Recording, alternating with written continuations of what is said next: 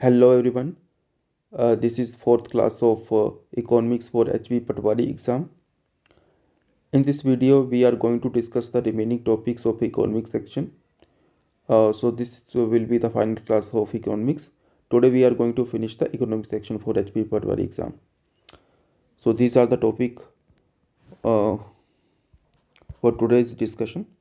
But before proceeding to the discussion, as you know, we do some MCQs based on the previous class.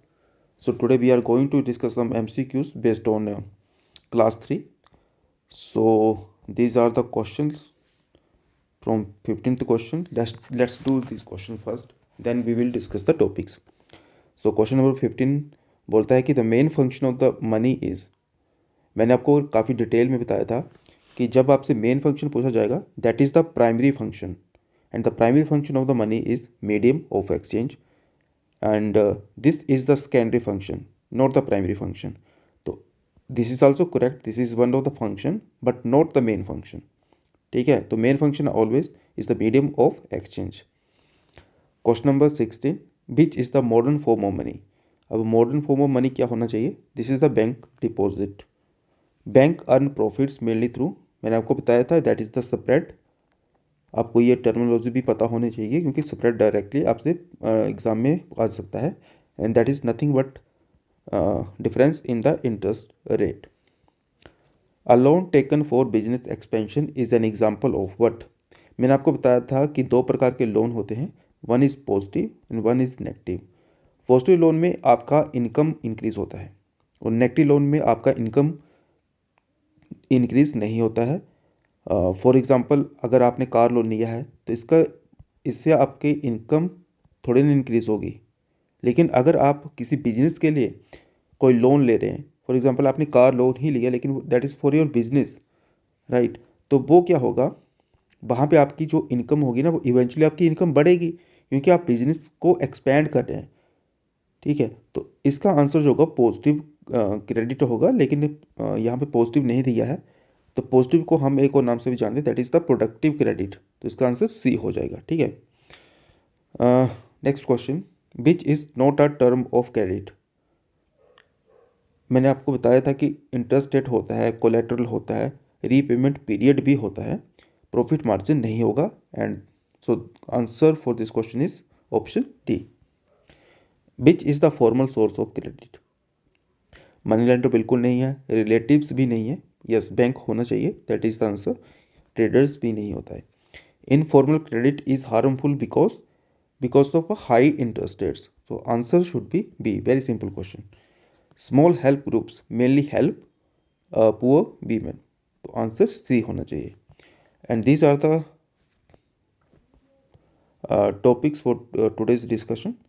So let's do these questions, these topics actually. So that let's start from globalization. Globalization, this is class 4. Globalization. तो globalisation का simple क्या मतलब होता है? That is the integration of economies. Example से समझते हैं. For example, अगर प्री ग्लोबलाइजेशन की बात करें, pre globalisation and this is globalisation. Pre globalisation जब आपकी मार्केट जो है, आपकी इकोनॉमी से है, वो दूसरी इकोनॉमी से इतना ज़्यादा कनेक्टेड नहीं थी, इंटीग्रेटेड नहीं थी, तो जो आपका ट्रेड होता था वो विद इन कंट्री ही ज़्यादा होता था, बाहर की कंट्री के साथ इतना ज़्यादा व्यापार नहीं हो पाता था, और उसी को हम क्या बोलते थे? क्लोज्ड सिस्टम बोलते थे. क्लोज सिस्टम बोलते थे. फॉर एग्ज़ाम्पल कॉटन का एग्जाम्पल लेते. कॉटन जो है फॉर एग्जांपल इंडिया में ग्रो हो रहा है. कहाँ पे ग्रो हो रहा है? इंडिया में. और कॉटन को उससे जो क्लॉथ्स बनेंगे वो भी कहाँ पे बनेंगे? वो भी इंडिया में बनेंगे. और जो उसको सेल होगी, सोल्ड कहाँ पे होगा? सोल्ड भी इंडिया में होगा। मतलब हम वन प्रोडक्ट की बात कर रहे हैं, वन प्रोडक्ट वन कंट्री, मतलब एक कंट्री में ही प्रोडक्ट बन रहा है, वहीं पे उसको उसकी सेल वहाँ पे हो रही है, उसको वहाँ पे सेल किया जा रहा है। तो कंप्लीटली जो सब कुछ ट्रेड हो रहा है वो एक ही कंट्री में हो रहा है, इसी को क्या बोला जाता है, क्लोज सिस्टम। और प्री ग्लोबलाइजेशन में ऐसा ही कुछ होता था। लेकिन आफ्टर ग्लोबलाइजेशन में क्या हुआ कि कंट्रीज़ ने जैसे इंडिया ने एलपीजी रिफॉर्म्स लेके आए थे। एलपीजी रिफॉर्म हम इसको डिटेल में करेंगे अभी थोड़ी देर में। तो एलपीजी रिफॉर्म्स 1991 लाए थे, और एलपीजी रिफॉर्म्स के बाद इंडिया ने क्या करा, अपनी जो इकोनॉमी थी या मार्केट थी उसको ओपन कर दिया। और इंडिया में क्या हुआ, एक लिबरलाइज्ड पॉलिसी लेके आई गवर्नमेंट, जिसने इंडिया को बाकी कंट्रीज़ की इकोनॉमी के साथ कनेक्ट किया, और उसका इफ़ेक्ट हम देखेंगे बहुत हुआ। तो अभी हम एग्ज़ाम्पल के थ्रू समझते हैं। फॉर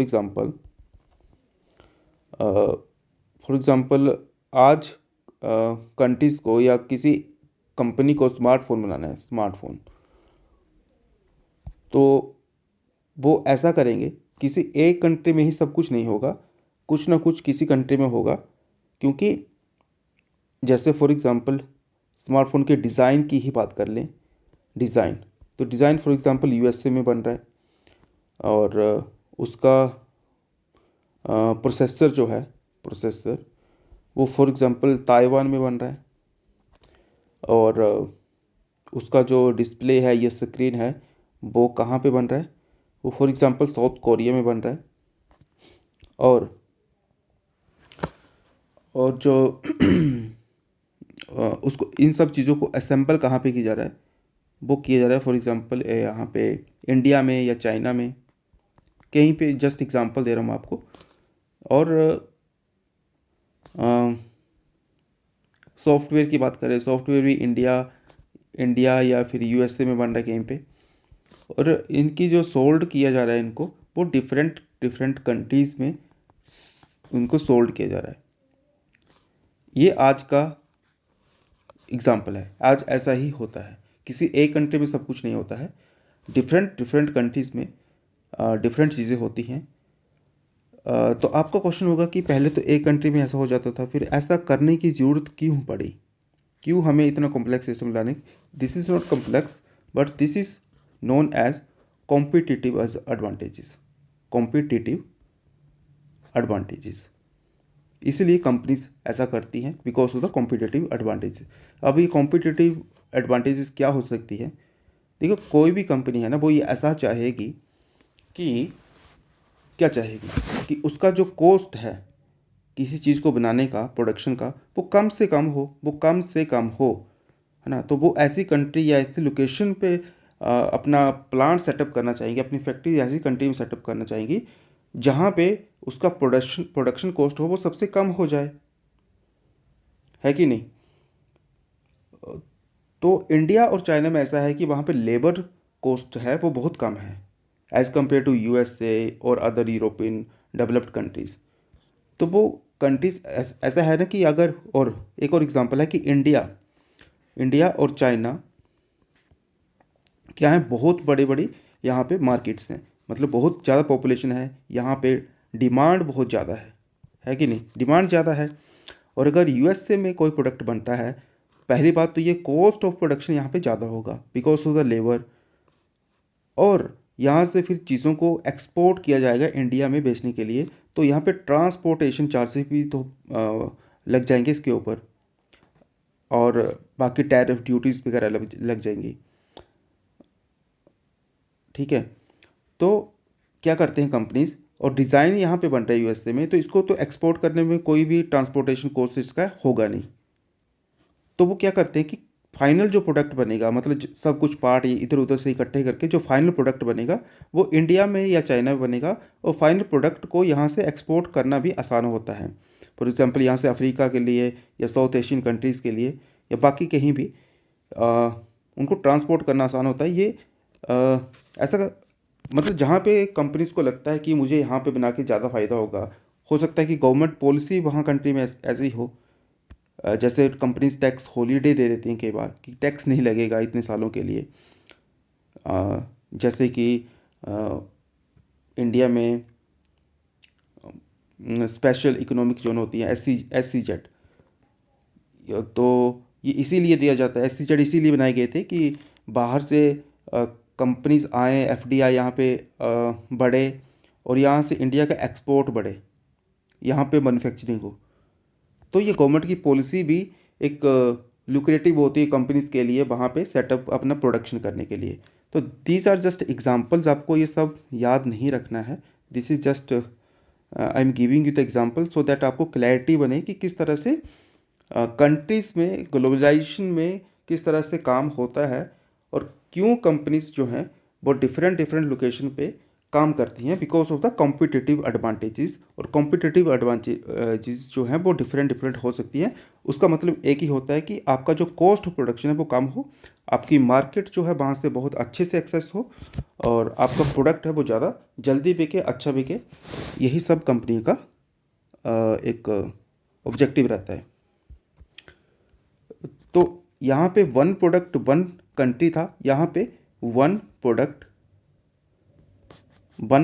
मैनी कंट्रीज़ हो जाएगा, मैनी कंट्रीज़ ग्लोबलाइजेशन ईरा में।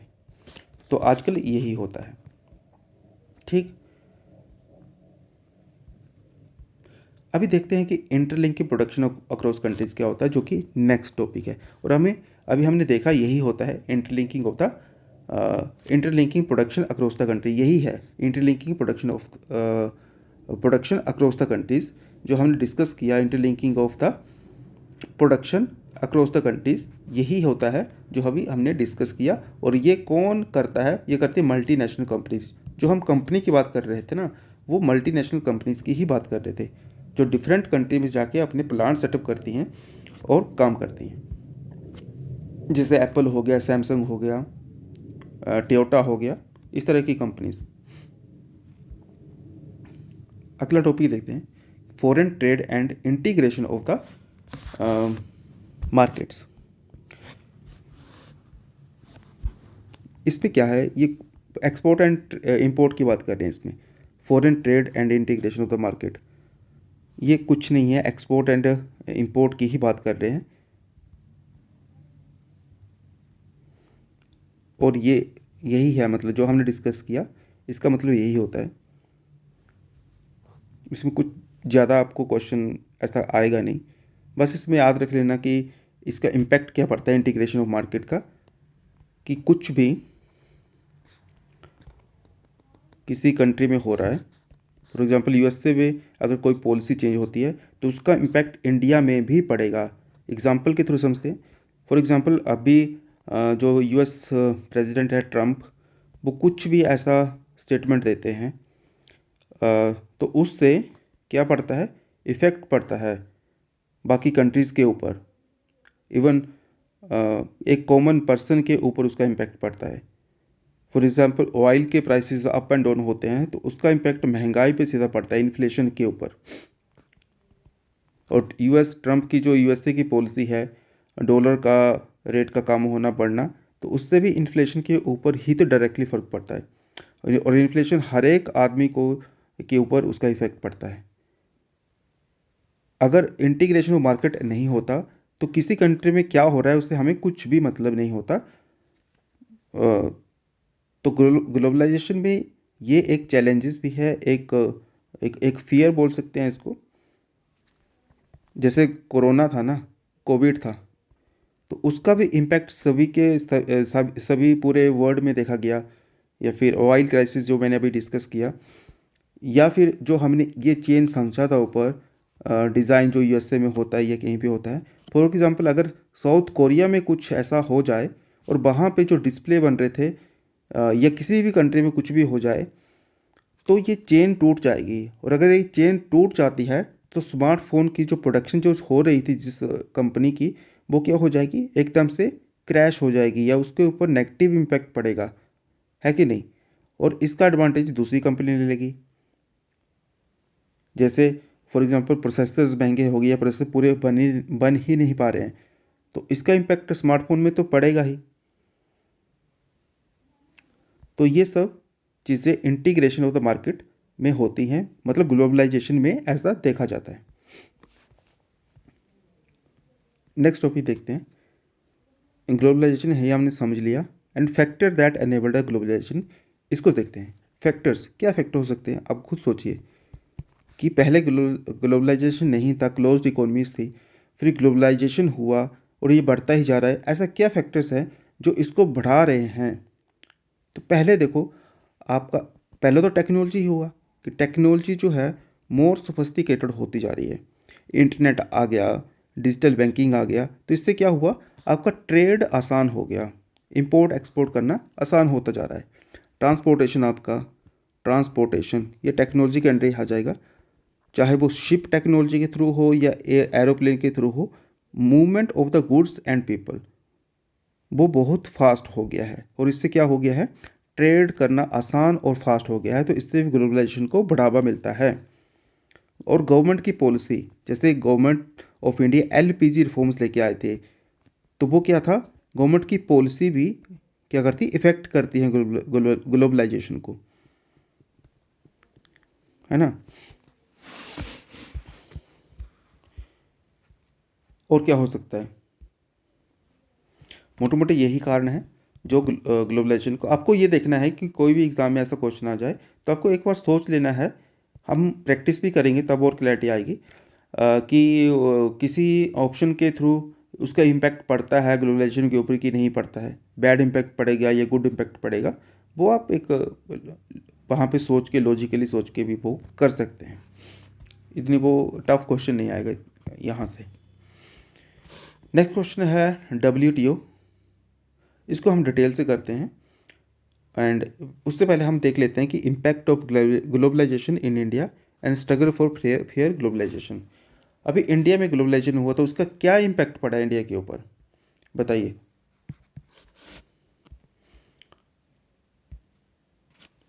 Impact on of globalization in India, क्या इम्पैक्ट हो सकता है? इसको हम दो पार्टों में डिवाइड कर लेते हैं, एक तो होता है पॉजिटिव इम्पैक्ट या नेगेटिव इम्पैक्ट। पॉजिटिव इम्पैक्ट क्या देख सकते हैं, फॉर एग्जांपल जब एलपीजी रिफॉर्म आए थे तो उसके बाद क्या हुआ, इंडिया में जो आईटी सेक्टर था वो बूम किया। आईटी सेक्टर जैसे बीपीओज थे, तो आईटी सेक्टर की काफ़ी एक्सपोनेंशियल ग्रोथ हुई आईटी सेक्टर की, तो ये पॉजिटिव इम्पैक्ट देखा जा सकता है। सर्विस एक्सपोर्ट इंडिया में बहुत बड़ा, और इसी के थ्रू इंडिया बहुत फॉरेक्स फॉरेन करेंसी या फॉरेन एसेट्स इंडिया कमाता है इसके ज़रिए, जो कि हमारे लिए हेल्पफुल होता है बैलेंस ऑफ पेमेंट को बैलेंस करने के लिए। तो सर्विस एक्सपोर्ट हुआ, ये सब चीज़ें हैं। या फिर जो भी ये हो रहा है ना ग्लोबलाइजेशन में, जो भी फ्री ट्रेड एग्रीमेंट्स ये सब होती हैं, तो फाइनल जो इसके ऊपर जो इफ़ेक्ट पड़ता है वो हम लोगों के ऊपर पड़ता है, कंज्यूमर्स के ऊपर पड़ता है, कंज्यूमर्स के ऊपर। तो कंज्यूमर्स के ऊपर पॉजिटिव इम्पैक्ट क्या पड़ता है, हमारे पास चॉइसेस बढ़ जाती हैं। फॉर एग्ज़ाम्पल कुछ भी आप एग्ज़ाम्पल ले सकते हैं। कल को हमारे पास जो था, मान लीजिए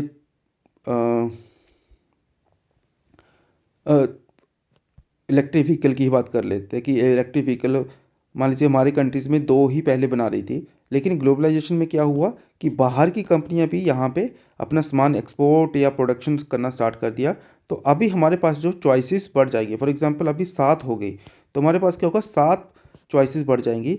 और अगर चॉइसेस ज़्यादा है ना, तो इन कंपनीज़ में कंपटीशन बढ़ जाएगा, और जब कंपटीशन बढ़ता है तो क्या करेंगी ये कंपनियाँ, अपना जो प्राइस है, जो सेल प्राइस है, वो क्या करेंगी, डाउन कर देंगी। तो मतलब कंज्यूमर के लिए ये हो जाएगा कि जो प्राइस है वो कम हो जाएगा, हमें चीज़ें सस्ती मिल जाएंगी, आसानी से मिल जाएंगी, हमारे पास मोर ऑप्शन होंगे, और क्वालिटी भी इम्प्रूव हो जाती है, क्योंकि क्वालिटी भी लोग देखेंगे ना, तो क्वालिटी भी अच्छी देनी पड़ेगी कंपनीज में को। तो कंज्यूमर के लिए ओवरऑल चीज़ें जो हैं वो अच्छी ही रहती हैं।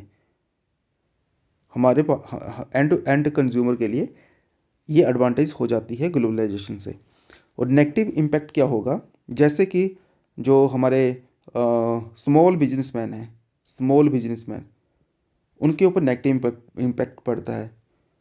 कोई भी कंपनी है, वो छोटा व्यापारी है कोई भी, तो वो क्या करेगा, अगर बाहर से सामान सस्ता पड़ रहा है, जैसे कि चाइना का सामान जो है वो काफ़ी सस्ता होता है, और इंडिया में कोई भी स्मॉल बिजनेसमैन है, वो कोई सामान बना रहा है, और ओबियसली उसका प्राइस जो है वो थोड़ा हाई होता है, तो हम इसको बाय ना करके चाइनीज़ प्रोडक्ट को बाय कर लेते हैं। तो इसका इम्पैक्ट ये होता है कि हमारे जो स्मॉल बिजनेसमैन है, उनका जो है रोज़गार वो ख़त्म होता है, या उनकी जो कमाई है कम हो जाती है।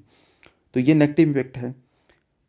स्मॉल बिजनेसमैन से हम एमएससी के एमएसएमई जो है हमारा ऑलरेडी टेक्नोलॉजी बैकवर्डनेस इनका एक रहता है, फाइनेंशियल प्रॉब्लम इनको रहती है, और इस तरह से ग्लोबलाइजेशन में इनके ऊपर काफ़ी नेगेटिव इम्पैक्ट पड़ता है। स्मॉल बिजनेसमैन हो गया, एमएससी वगैरह, या फार्मर्स के ऊपर भी, स्मॉल फार्मर्स के ऊपर भी इम्पैक्ट पड़ता है। इनफैक्ट गवर्नमेंट जो है वो फार्मर्स को ऐसी पॉलिसी लाती हैं यूजली कि अपने फार्मर्स को प्रोटेक्ट कर सके, लेकिन फिर भी अगर कुछ इस तरह का सामान बाहर से आ रहा है तो और सस्ता है, तो ऑब्वियसली फार्मर्स के ऊपर गलत उसका नेगेटिव इम्पैक्ट पड़ता है। ठीक है, तो ये सब चीज़ें हैं। एंड नेक्स्ट टॉपिक था स्ट्रगल फॉर फेयर ग्लोबलाइजेशन। इसको भी देख लेते हैं। Struggle for fair globalization. ठीक है, फेयर ग्लोबलाइजेशन क्या है कि बेनिफिट जो है ग्लोबलाइजेशन से वो शेयर्ड हो। शेयर्ड, अगर फेयर की बात करें तो बेनिफिट शेयर्ड होना चाहिए कि सबको मिले, shared by all. And protection of the vulnerable section, protection ये स्मॉल बिजनेसमैन। फेयर ग्लोबलाइजेशन तो यही होगा ना कि स्मॉल बिजनेसमैन को बचाया जा सके। प्रोटेक्शन ऑफ वल्नरेबल सेक्शन, ये वल्नरेबल सेक्शन कौन हो गए, जिनके ऊपर नेगेटिव इम्पैक्ट पड़ता था। और नेगेटिव इम्पैक्ट किसके ऊपर पड़ता था, अभी हमने डिस्कस किया कि नेगेटिव इम्पैक्ट जो है वो स्मॉल बिजनेसमैन के ऊपर पड़ता है, या एमएससी एमई के ऊपर पड़ता है, या फार्मर्स हो गए, है ना, और भी हो सकते हैं एग्जांपल्स। जिनके ऊपर नेगेटिव इम्पैक्ट पड़ेगा वो वल्नरेबल सेक्शन हो गए, और इनको प्रोटेक्शन अगर मिले तो वही फेयर ग्लोबलाइजेशन होगा, है ना। तो इसमें क्या कैसे प्रोटेक्ट किया जा सकता है, इसमें गवर्नमेंट का रोल बढ़ जाता है, रोल ऑफ गवर्नमेंट, गवर्नमेंट का रोल बढ़ जाएगा। जैसे कि हम लेबर लॉज लेके आ सकते हैं, लेबर लॉज, या फिर स्मॉल प्रोड्यूसर या फार्मर्स के लिए एमएससी जैसे हम देते हैं, या गवर्नमेंट फार्मर्स के लिए जो है अपना सब्सिडाइज्ड फर्टिलाइज़र वगैरह जैसे यूरिया, ये सब हो गया, तो सब्सिडीज़ वगैरह प्रोवाइड करते हैं फार्मर्स के लिए, है ना। ये सब जो है गवर्नमेंट का रोल बढ़ जाता है to protect our vulnerable section. और यही इसी को बोला गया स्ट्रगल फॉर फेयर ग्लोबलाइजेशन। इसमें ना डब्ल्यूटीओ का रोल भी बढ़ जाता है। तो अभी हम डब्ल्यूटीओ को अब डिटेल में करते हैं। What is WTO? It is world trade organization, world trade organization. कब सेटअप किया गया था? इसको सेटअप किया गया था 1995 में। और किसको रिप्लेस किया था? इसने गैट को रिप्लेस किया गया था, जो कि 1947 में बना था। That is general agreement on trade and tariff. ठीक है,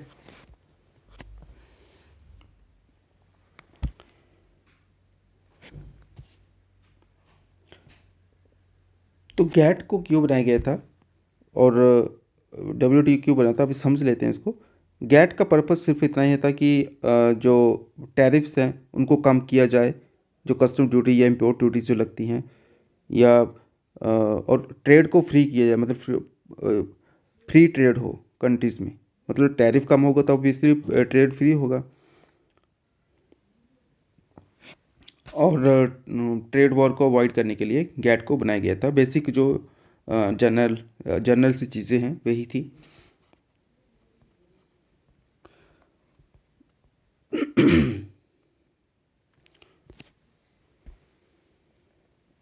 अब ये बताओ कि WTO का हेडक्वार्टर क्या है। स्टैटिक क्वेश्चन आ सकता है बिल्कुल। इसका हेडक्वार्टर है जेनेवा, स्विट्जरलैंड। जेनेवा स्विट्जरलैंड में इसका हेडक्वार्टर है। प्लीज़ इसको ध्यान में रखना, ये डायरेक्टली क्वेश्चन आ सकता है। ईयर भी पूछा जा सकता है कि कब बना था, 1995 में।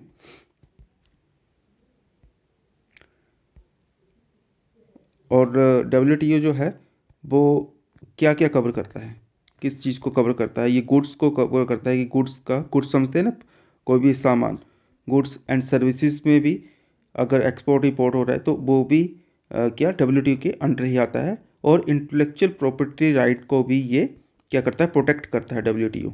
याद रखना हमेशा, इंटेलेक्चुअल प्रॉपर्टी राइट भी WTO द्वारा प्रोटेक्ट किए जाते हैं। और WTO जो है वो डिस्प्यूट में कंट्रीज़ क्या करती हैं, देखो WTO कुछ रूल बनाता है, अगर कंट्री उन रूल्स को वायलेट करती हैं, जो भी इसके मेंबर्स कंट्री हैं, तो क्या करती है कंट्री जो है अपील कर सकते हैं WTO में। और WTO मतलब वहाँ पे वो सब चलता है, ट्रायल चलते हैं, और WTO उस कंट्री को पुनिश कर सकती है। ठीक, इसलिए WTO एक पावरफुल बॉडी है ट्रेड को रेगुलेट करने के लिए इन द वर्ल्ड।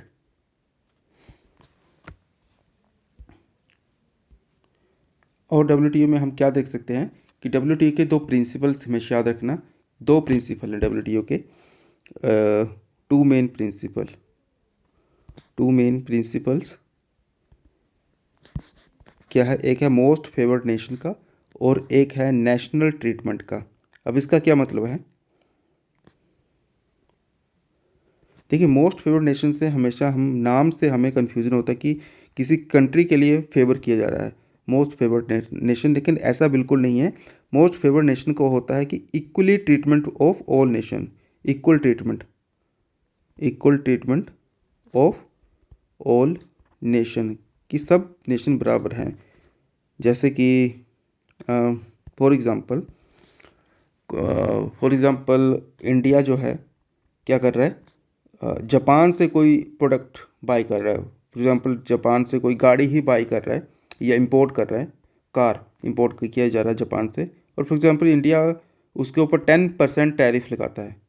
और सेम कार जो है वो जर्मनी से इंपोर्ट कर रहे हैं, तो क्या कर रहे हैं, फॉर एग्जाम्पल इंडिया उसके ऊपर 40% टैरिफ लगा देते हैं।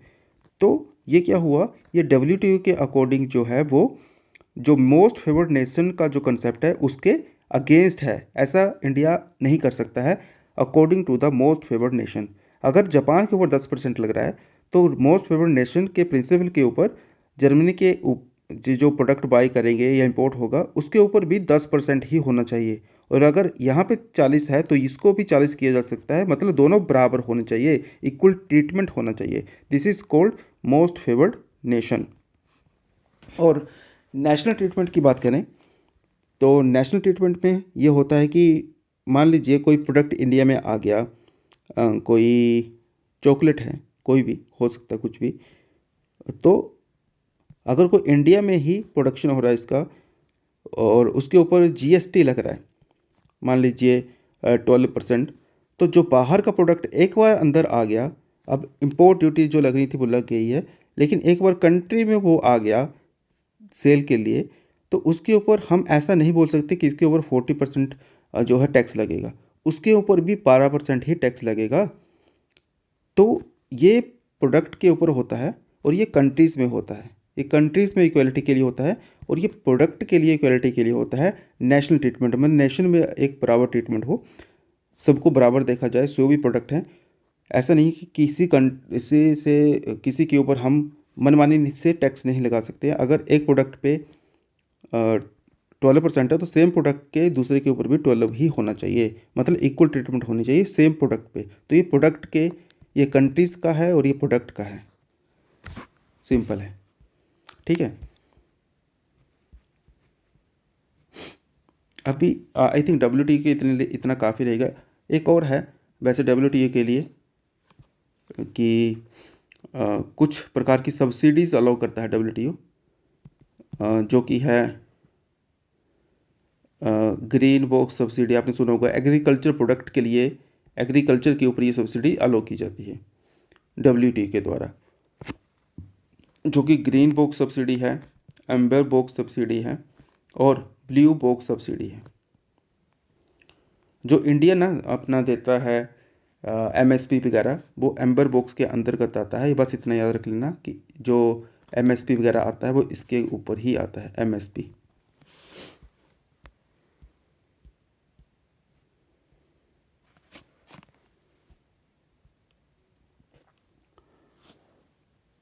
तो ये ना एम्बर बॉक्स में ना क्या किया जाता है कि इसमें ना जो सब्सिडी वगैरह है वो लिमिट किया जाता है, लिमिट। और यहाँ पे कोई लिमिटेशन नहीं है ग्रीन बॉक्स ब्लू बॉक्स में। यहाँ पे सम लिमिटेशन है, 5% डेवलप्ड कंट्री के लिए, 10% डेवलपिंग कंट्री के लिए, और इंडिया 10% कैटेगरी में लाइज करता है। लेकिन आपको इतना याद नहीं रखना है। वो ऐसा क्वेश्चन भी पूछ सकते हैं कि green box, amber box, blue box subsidies क्या हैं ये।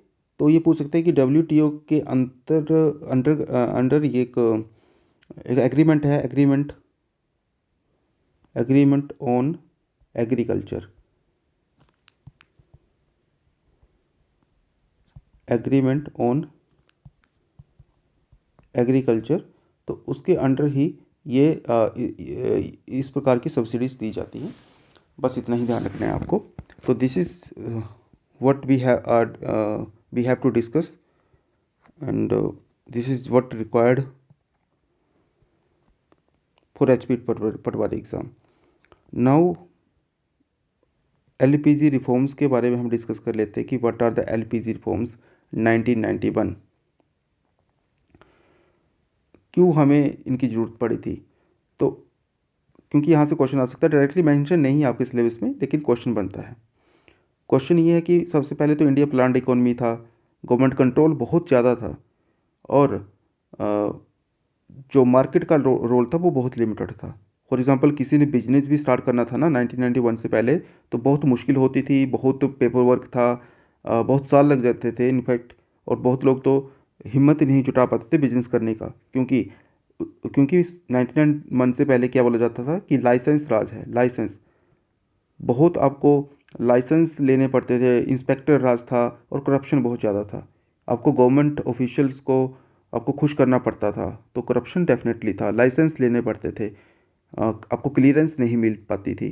तो इसकी वजह से क्या था, और PSU का ज़्यादा रोल था, प्राइवेट सेक्टर नहीं था, ना के बराबर था।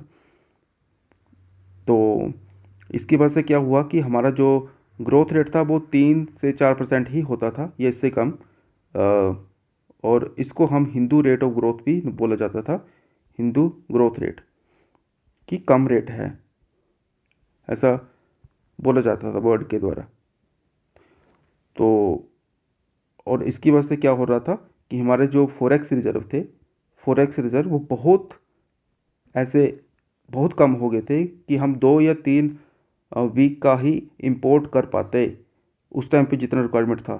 तो इंडिया के पास कोई भी ऑप्शन नहीं बचा था कि हम अपनी इकोनॉमी को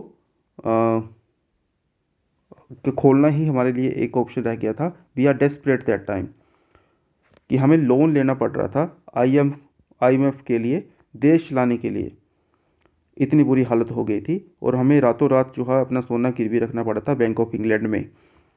और वो उस टाइम पे काफ़ी ह्यूमिलेटिंग थिंग था ये इंडिया के लिए, लेकिन वो बहुत ज़रूरी भी था, और हमने ये किया था। और उसका इम्पैक्ट ये हुआ कि हमारी जो ग्रोथ उसके बाद आई वो काफ़ी ज़्यादा 8-9% आई, ठीक। और हमारा उसी की वजह से सर्विस सेक्टर काफ़ी ग्रो किया था, और FDI को अलाउ कर दिया गया था गवर्नमेंट के द्वारा, और प्राइवेटाइजेशन को भी अलाउ कर दिया गया था। और यही था LPG का मतलब था लिबरलाइजेशन। मतलब जैसे मैंने कहा ना आपको कि पहले बहुत ज़्यादा पेपर वर्क होता था, कंट्री में लाइसेंस लेने पड़ते थे। तो सबसे पहले तो क्या किया, कंट्री को लिबरलाइज किया, मतलब जो लाइसेंस राज था उसको ख़त्म किया गया। अब जो था वो बिजनेस करना आसान बना दिया गया, सिंगल विंडो क्लियरेंस सिस्टम को की ओर हम बढ़ने लगे। और प्राइवेटाइजेशन का मतलब ये था, प्राइवेटाइजेशन का मतलब था कि जो पहले सिर्फ गवर्नमेंट कंपनीज ही कंट्रोल करती थी business. For example telecom sector था, वो किसके द्वारा किया जाता था, बीएसएनएल या फिर एमटीएनएल। लेकिन जब प्राइवेटाइजेशन हुआ तो बाकी कंपनियां जैसे अपना वीडियोकॉन या फिर एयरटेल वगैरह, ये सब कंपनी उस टाइम पे आ गई थी। और जो हमारा टेलीकॉम सेक्टर था वो बाकी प्राइवेट कंपनी के लिए खोला गया था। और अभी आप देख सकते हैं कि हमारा उसके बाद कितना ग्रोथ हुआ इन सेक्टर्स में। या फिर एयरलाइंस वगैरह थी, तो वो भी पहले प्राइवेट पब्लिक सेक्टर तक ही सीमित थी, लेकिन उसके बाद बाकी कंपनियां, प्राइवेट कंपनियां यहाँ पे आना स्टार्ट हो गई। इस तरह बाकी सेक्टर्स में भी, और एफडीआई को भी अलाउ कर दिया गया था। ठीक। और ये सब फैक्टर्स जो थे वो क्या किसकी मतलब इससे क्या इम्पैक्ट पड़ रहा था कि हमारी जो इंडियन इकोनॉमी थी वो ग्लोबलाइज्ड हो रही थी, और इसी को बोला गया था liberalized privatization and globalization reforms. Globalization, हमारे जो फॉरेक्स रिजर्व थे वो वापस से बढ़ना स्टार्ट हो गए, और करंटली हम 700 बिलियन डॉलर, यूएस डॉलर तक हमारे रिजर्व पहुंच गए थे, जो कि काफ़ी अच्छे हैं। तो ये जस्ट ये फ्यू थिंग्स थी जो आपको ध्यान में रखनी है एलपीजी के बारे में। बाकी हम क्वेश्चंस के थ्रू तो करेंगे ही।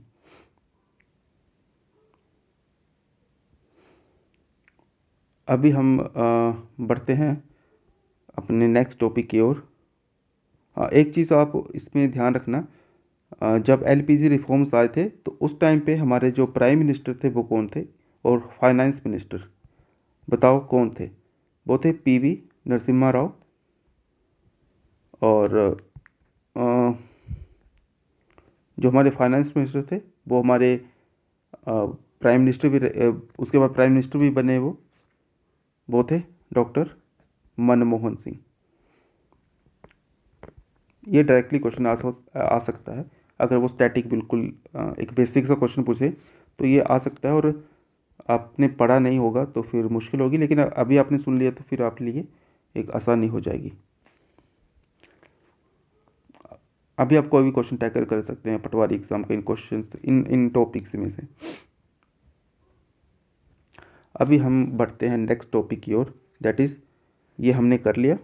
अब ये है अंडरस्टैंडिंग ऑफ इकोनॉमिक डेवलपमेंट। हमने पहले भी देखा था, बल्कि sector of economy, money and credit already हम देख चुके हैं। ये सब तो अभी हमने डिस्कस किया।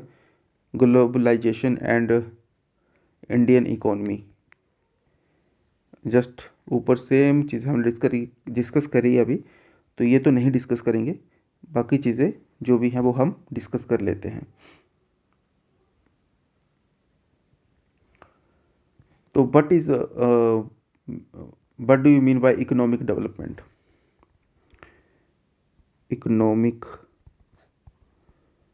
डेवलपमेंट क्या समझते हैं आप इससे? और इकोनॉमिक ग्रोथ भी एक टर्म होती है, एक डेवलपमेंट होता है और एक होता है ग्रोथ।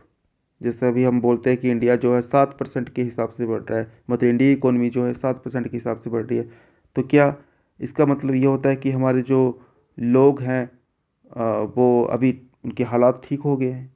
ऐसा तो नहीं है ना, कि growth is not the measurement of the actual you know development of the nation, या लोगों के ऊपर कितना इम्पैक्ट हो रहा है। तो उसको हम जज करने के लिए हम क्या देखते हैं, लोगों की क्वालिटी ऑफ लाइफ को देखते हैं, और जब क्वालिटी ऑफ लाइफ आ जाती है तो वो उसको बोलते हैं रियली डेवलपमेंट, कि हमारा जो एम्प्लॉयमेंट है वो कितना है, फूड के हालात कैसे हैं, हेल्थ है, सिक्योरिटी, इन्फ्लेशन, डिग्निटी, तो ये सब चीज़ें जो हैं। तो development is always linked with quality of life, and growth is just a, it is a qualitative term, qualitative है। Development is qualitative and this is quantitative, कि क्वांटिटी बढ़ रही है, आज 100 था फिर अगले साल 107 हो गया।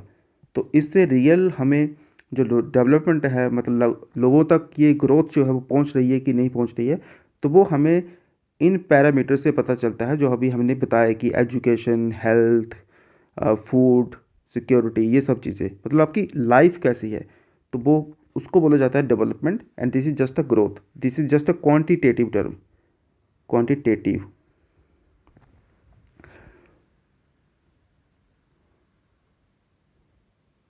अभी हम देखते हैं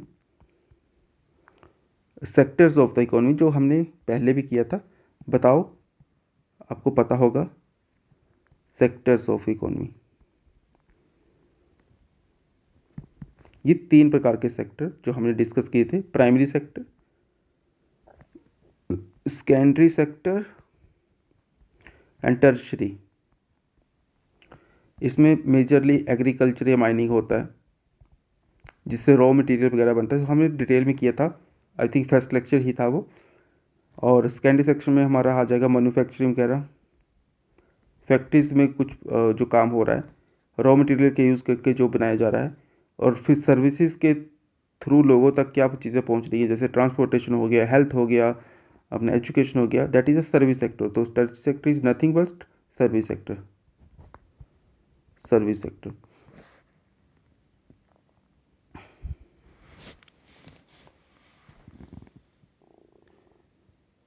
अब भी हम देखते हैं sectors of economy.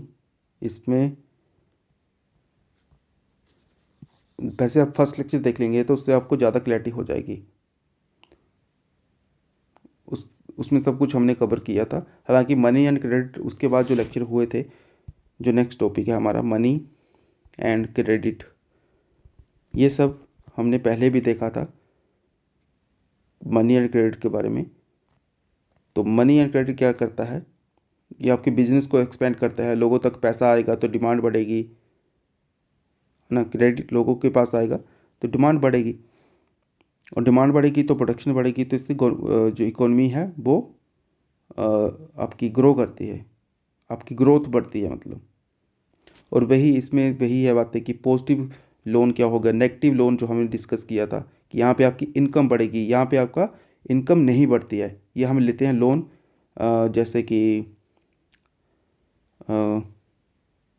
Personal use के लिए, जहाँ पे आपकी इनकम के ऊपर इम्पेक्ट नहीं पड़ेगा। इसमें ना एनपीए के ज़्यादा केसेस यहाँ पे बढ़ने की ज़्यादा संभावना होती है, क्योंकि लोगों की इनकम नहीं बढ़ेगी, बर्डन जरूर बढ़ेगा पैसा वापस करने का।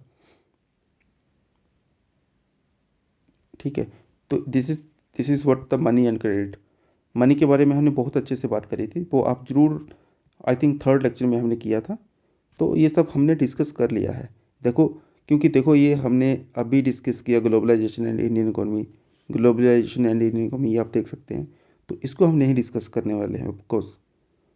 मुझे ऐसा लगता है कि इन्होंने कॉपी पेस्ट करके दोबारा दोबारा वही सिलेबस दे दिया है। अभी हमने कंज्यूमर राइट डिस्कस नहीं किया था, फूड सिक्योरिटी नहीं किया था, और चैलेंज पॉवर्टी, ये 3 टॉपिक हैं जो अभी हम डिस्कस अच्छे से करने वाले हैं। तो पहले हम कर लेते हैं फूड सिक्योरिटी वाला, food security in India and challenges of poverty. तो आप फूड सिक्योरिटी इन इंडिया से क्या समझते हैं? What is food security basically? Food security, अभी हम इससे करते हैं, एक सेकेंड।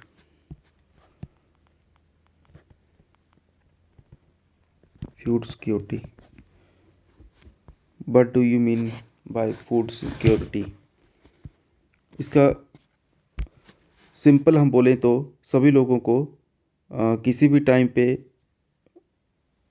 उनको एक्सेस होना चाहिए किसका? फूड का, सेफ एंड न्यूट्रिशियस फूड का उनके पास एक्सेस होना चाहिए, उसी को फूड सिक्योरिटी बोला जाता है। मतलब basically it is depend upon the 3 pillars.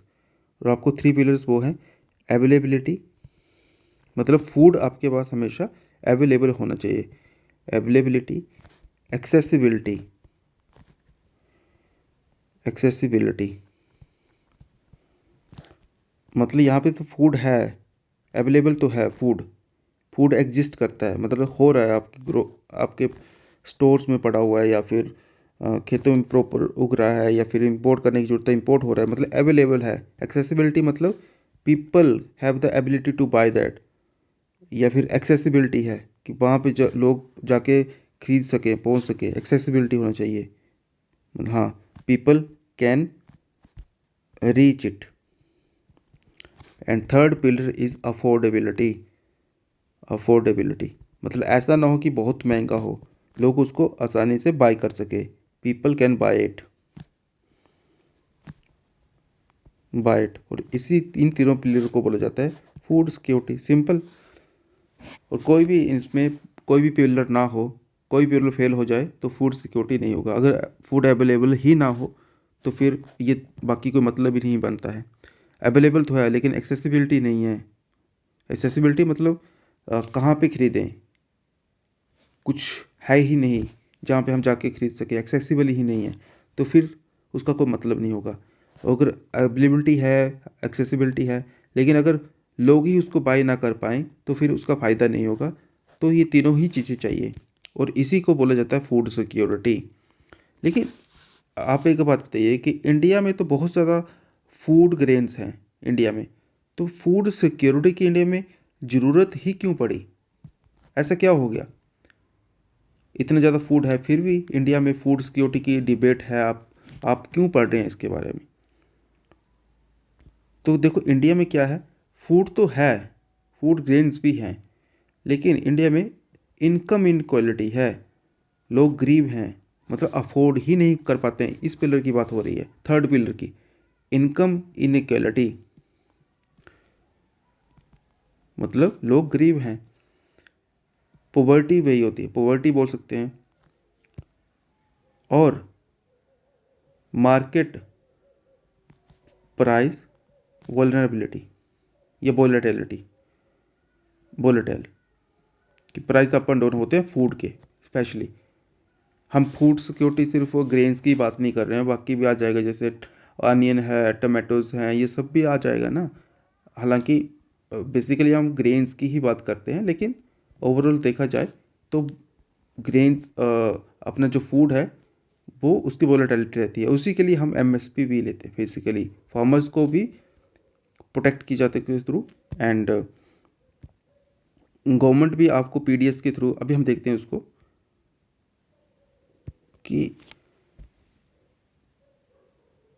इतनी ज़्यादा मतलब इंडिया में ये सब प्रॉब्लम्स हैं, तो यहाँ पे ना गवर्नमेंट का रोल बढ़ जाएगा।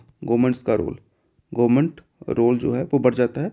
और गवर्नमेंट रोल क्या है कि गवर्नमेंट जो है पीडीएस के थ्रू, एमएसपी के थ्रू ये प्रोक्योरमेंट करते हैं ना, ग्रेन्स को प्रोक्योर करते हैं।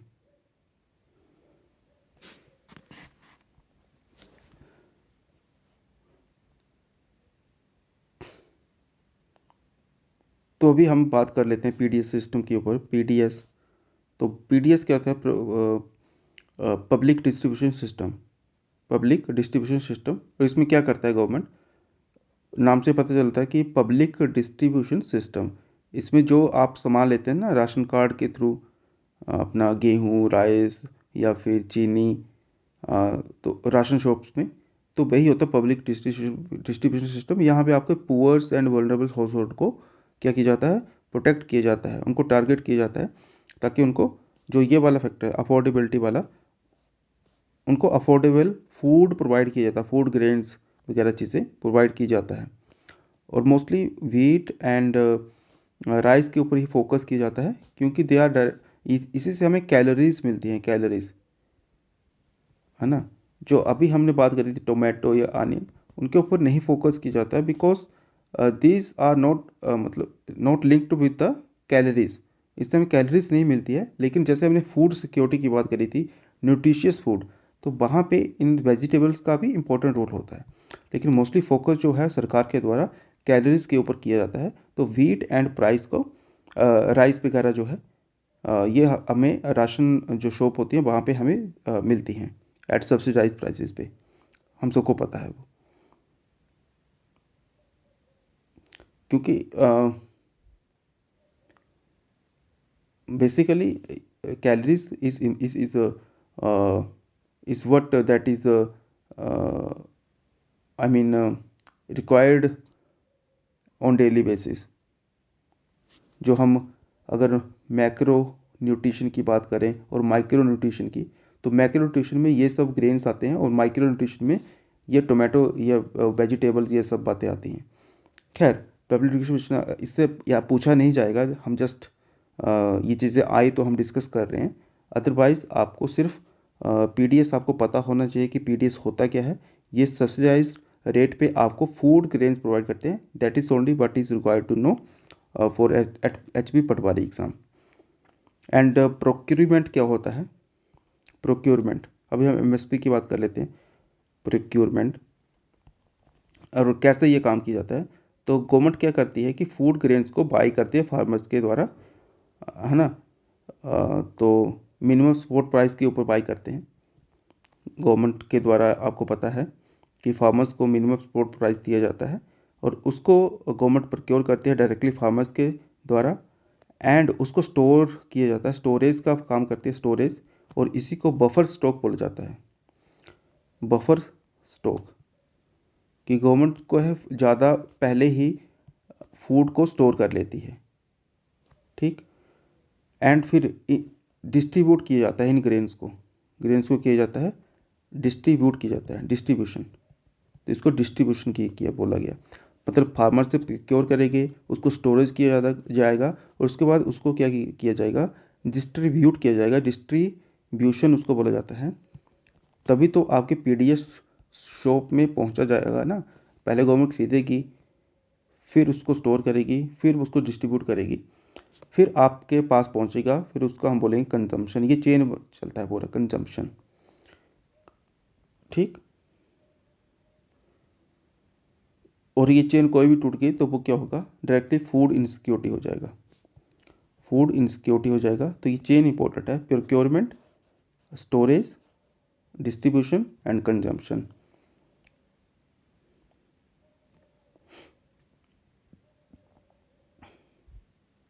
एमएसपी के बारे में इतना जानना जरूरी नहीं है, क्योंकि हाँ बस इतना जान लो कि एमएसपी क्या लीगल राइट है कि नहीं है। बिल्कुल लीगल राइट ये नहीं है, और इसी के ऊपर कई बार फार्मर्स के द्वारा प्रोटेस्ट भी किया जाता है कि एमएसपी को लीगल राइट बना दो, लेकिन लीगल नहीं है। लेकिन गवर्नमेंट इसको प्रोवाइड करती है, लीगल नहीं है, याद रखना, लीगल नहीं है एमएसपी। बफर स्टॉक क्यों गवर्नमेंट, आपको पूछा जा सकता है कि बफर स्टॉक क्यों गवर्नमेंट जो है मेंटेन करती है। तो कुछ भी हो सकता है ना, फूड तो हर बंदे को चाहिए, डेली चाहिए। अगर मान लीजिए ड्राउट आ जाते हैं, सूखा पड़ जाता है, फेमिन्स आ जाते हैं, या फिर प्राइस जो है वो, क्योंकि हमने बात करी कि प्राइस वोलेटाइल होता है, अगर प्राइस अप एंड डाउन हो गया तब भी जो फूड जो है ना, फूड का प्राइस नहीं बढ़ेगा। क्योंकि फूड का प्राइस अगर बढ़ गया तो इसका इम्पैक्ट जो है वो गरीबों के ऊपर बहुत पड़ता है, डायरेक्टली इम्पैक्ट पड़ता है फूड प्राइस का। तो फूड प्राइस जो है वोलेटाइल ना हो, वो रेगुलर सभी को मिलता रहे, तो वो ज़रूरी होता है गवर्नमेंट के लिए कि वो अपना बफर जो है मेंटेन करके चलें, कि पहले से ही स्टोरेज रखें। अगर कुछ ऐसी इमरजेंसी आ भी जाए तब भी हमारी जो प्राइस स्टेबिलिटी है वो मेंटेन रहे, प्राइस स्टेबल रहे, फूड सिक्योरिटी तभी बनी रहेगी, फूड सिक्योरिटी, है ना। तो जो भी क्राइसिस आएगा उसको अच्छे से हम मैनेज कर लेंगे, इसी को बोला जाए क्राइसिस मैनेजमेंट, है कि नहीं। मतलब हमने 3 पिलर के ऊपर ही सोचना है कि फूड अवेलेबल रहेगा हमारे पास हमेशा, एक्सेसिबल रहेगा और अफोर्डेबल रहेगा। अगर हम इन चीज़ों को फॉलो करते हैं, प्रोक्योरमेंट लगातार करते रहें, स्टोरेज करते रहें, एंड अगर स्टोरेज होगा तो डिस्ट्रीब्यूशन डेफिनेटली हो ही जाएगा, और कंजम्पशन डेफिनेटली लोगों तक पहुंच पाएगा आसानी से, अफोर्डेबल प्राइस पे। ये सब चीज़ें जो है, प्रोक्योरमेंट है, स्टोरेज है, या मैनेजमेंट ऑफ फूड है, किसके द्वारा किया जाता है, तो ये किया जाता है, हमेशा ध्यान रखना, फूड एफसीआई के द्वारा, फूड कॉरपोरेशन ऑफ इंडिया के द्वारा इसको किया जाता है, ये प्रोक्योरमेंट, स्टोरेज एंड डिस्ट्रीब्यूशन। अभी हम बात कर लेते हैं फूड सिक्योरिटी के ऊपर बात चल रही है, तो food security of India act 2013, food security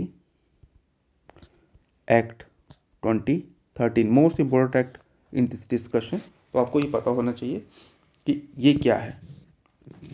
देखिए, इस एक्ट के बाद ना जो राइट टू फूड है उसको क्या किया, लीगलाइज कर दिया।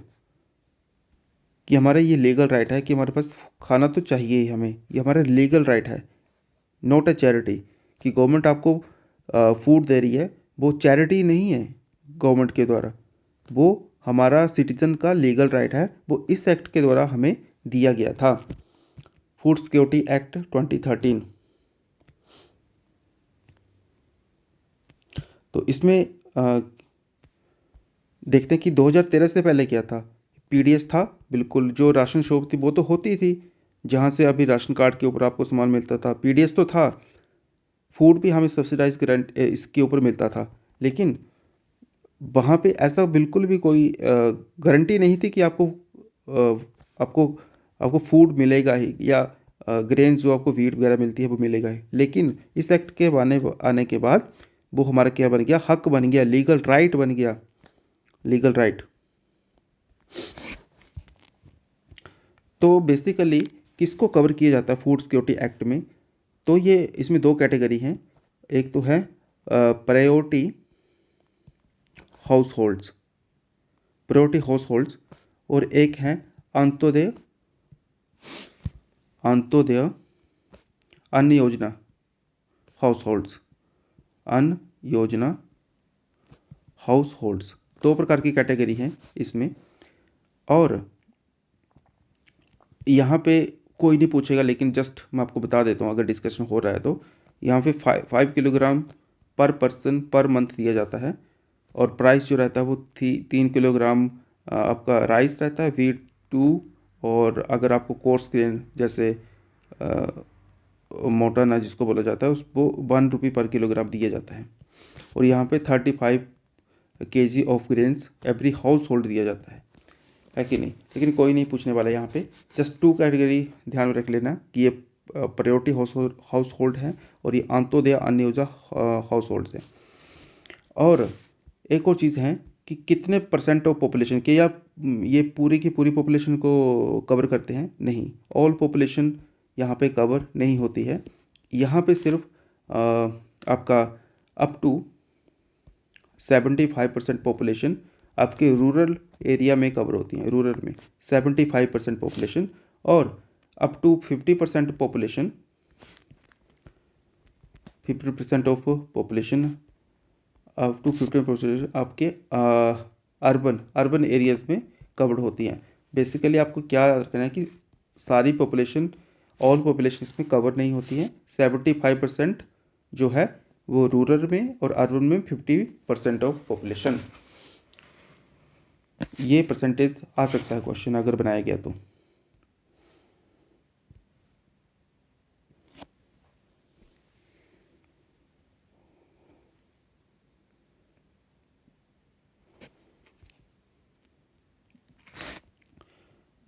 और अगर फूड नहीं मिलता है ना, मान लीजिए फूड है ही नहीं, तो आपको ना उसके बदले कैश मिल जाता है, कैश कंपनसेशन। इस एक्ट में ऐसा है कि कैश कंपनसेशन देने का प्रावधान भी है।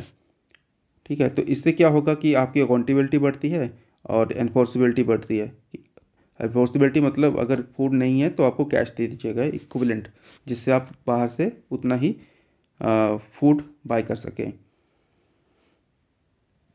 इतना काफ़ी रहेगा मेरे ख्याल से पटवारी एग्ज़ाम के लिए। अभी हम देख लेते हैं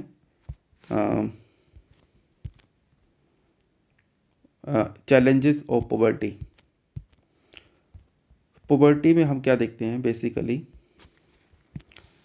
पॉवर्टी हम देखते हैं एक दो प्रकार से देखते हैं, एक तो होता है एब्सोल्यूट पॉवर्टी, और एक होता है रिलेटिव पॉवर्टी।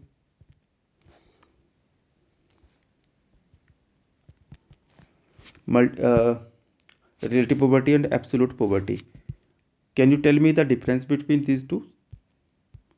एब्सोल्यूट पॉवर्टी में क्या होता है कि इसमें ना आपकी जो बेसिक नीड्स हैं अगर वो फुलफिल नहीं हो रही हैं तो उसको बोला जाता है बेसिक एब्सोल्यूट पॉवर्टी। तो मतलब वर्ल्ड बैंक के द्वारा भी इसको डेफिनेशन दिया गया है, और कि 1.25 डॉलर पर डे नहीं कमा रहा है कोई, तो उसको क्या बोला गया, वो पुअर है, उसी को एब्सोल्यूट पॉवर्टी की बोला गया है। कि वो सर्वाइवल के लिए भी उसके पास उतनी इनकम नहीं है बेसिक नीड्स फुलफिल करने के लिए भी। और रिलेटिव पॉवर्टी में ऐसा नहीं होता है। रिलेटिव पॉवर्टी में ये कंपैरेटिवली हम कम कमा रहे हैं दूसरों से, उसको बोला जाता है इट इज़ मतलब दूसरों से इनइक्वलिटी है। या फिर आप जो सोसाइटी की जो एवरेज इनकम है उससे कम कमा रहे हैं तो उसको बोला जाता है कि that is the relative poverty. और मोस्टली जो डेवलपिंग कंट्री है ना वो एब्सोल्यूट पॉवर्टी को कैलकुलेट करती हैं, रिलेटिव पॉवर्टी को डेवलप्ड कंट्री के द्वारा देखा जाता है। उसमें ये रिलेटिव पॉवर्टी के कंसेप्ट को यूज़ किया जाता है डेवलप्ड कंट्री के द्वारा मोस्टली। डेवलप्ड और ये डेवलपिंग कंट्री में हम एब्सोल्यूट पॉवर्टी को देखते हैं। इंडिया में भी यही होता है, इसी को द्वारा हम पॉवर्टी एस्टिमेशन करते हैं और अपनी प्लानिंग करते हैं, पॉलिसी लेके आते हैं।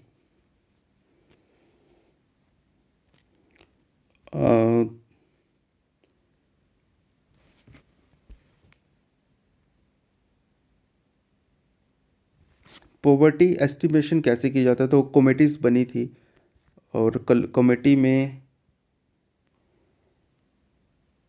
एक नाम था, प्लीज़ वेट अ मिनट। सबसे पहले तो डांडेकर एंड रथ कमेटी आई थी, लेकिन उसके बाद आपको ना क्रोनोलॉजिकल ऑर्डर में इन कमेटी को लगाने के लिए आ जाता है, जस्ट रिमेंबर कर लेना क्रोनोलॉजिकल ऑर्डर में। सबसे पहले डांडेकर एंड रथ कमेटी। कोई नहीं पूछेगा कि इसमें क्या था क्या नहीं था, बस आपको ऐसे सीरियल वाइज याद रखना है कि सबसे पहले ये आई थी, उसके बाद एक 1979 में आई थी और इसका नाम अभी मेरे को याद नहीं आ रहा, मैं आपको बताता हूँ थोड़ी देर में। और एक और था 1993 में था लक्कड़ वाला कमेटी। एंड उसके बाद थी एक 2009 के आसपास आई थी तेंदुलकर कमेटी, तेंदुलकर। और एक और थी उसके बाद 2014 में रंगराजन कमेटी, रंगराजन कमेटी। ये ना आपको सीरियल वाइज ऐसे ही याद रखना है, ठीक। इसको गवर्नमेंट ने अप्रूव नहीं किया था, इसको यूज़ किया गया था गवर्नमेंट के द्वारा अपनी पॉवर्टी को कैलकुलेट करने के लिए। तो इसको एक इम्पोर्टेंट थी, यहाँ पे नाम नहीं याद, एक सेकंड में देख लेता हूँ इसका नाम, गिव अ मिनट।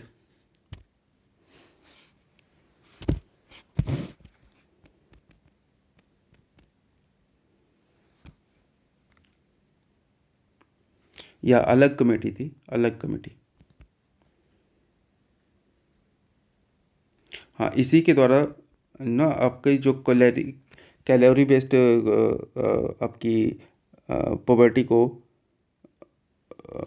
डिसाइड किया गया था कि अगर आप कोई पर्सन जो है उसकी जो नीड है 2400 कैलोरीज और 2100 कैलोरीज अर्बन के लिए, ये बेसिक रिक्वायरमेंट थी। अगर इससे कम है तो ये पुअर होगा रूरल में, और 2100 कैलोरीज अर्बन के लिए सेट किया गया था अलग कमेटी के लिए। आपको ध्यान रखना है ये कमेटी, ठीक।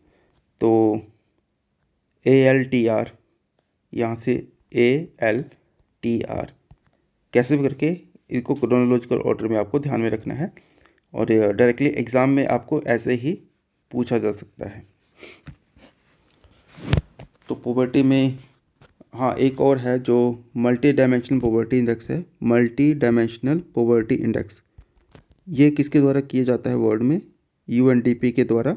और इंडिया में मल्टी डायमेंशनल पॉवर्टी इंडेक्स जो है national multi dimensional poverty index, ये किसके द्वारा? नीति आयोग के द्वारा पब्लिश किया जाता है, ये कैलकुलेट किया जाता है।